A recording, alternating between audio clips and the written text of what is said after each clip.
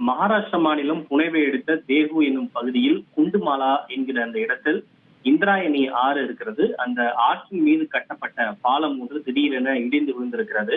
அந்த பாலம் முழுமையாக இடிந்து விழவில்லை, பாதியாக நடுவில் இடிந்து விழுந்திருக்கிறது. இது மிகவும் பழமையான பாலம் என்பதால் இடிந்து விழுந்திருக்கிறது. மேலும் இந்த விபத்து நடைபெற்ற அந்த சமயத்தில் பாலத்தின் மீது சுமார் 125 சுற்றுலா பயணிகள் நின்று கொண்டிருந்ததாக கூறப்படுகிறது. எனவே பழமையான இந்த பாலம் பாரம் தாங்காமல் இடிந்து விழுந்திருக்கலாம் என அஞ்சப்படுகிறது. இந்த பாலம் இடிந்து விழுந்ததில் பலர் நீரில் அடித்துச் செல்லப்பட்டுள்ளனர். இன்னும் சிலர் பாலத்திற்கு அடியே இடிபாடுகளில் சிக்கிக் கொண்டனர். சுமார் 15 20 பேர் வரை இடிபாடுகளில் சிக்கிக் கொண்டதாகவும் அவர்களில் 6 பேர் வரை உள்ளூர் பொதுமக்களால் மீட்கப்பட்டிருப்பதாக தகவல் கிடைத்திருக்கிறது. மேலும் சிலர் நீரில் மூழ்கி இறந்திருக்கலாம் எனவும் அஞ்சப்படுகிறது. இதனைத் தொடர்ந்து உள்ளூர் நிர்வாகத்தினர் மற்றும் பேரிடர் மீட்பு படையினர் சம்பவ இடத்திற்கு விரைந்து இடிபாடுகளை அகற்றி சிக்கியிருப்பவர்களை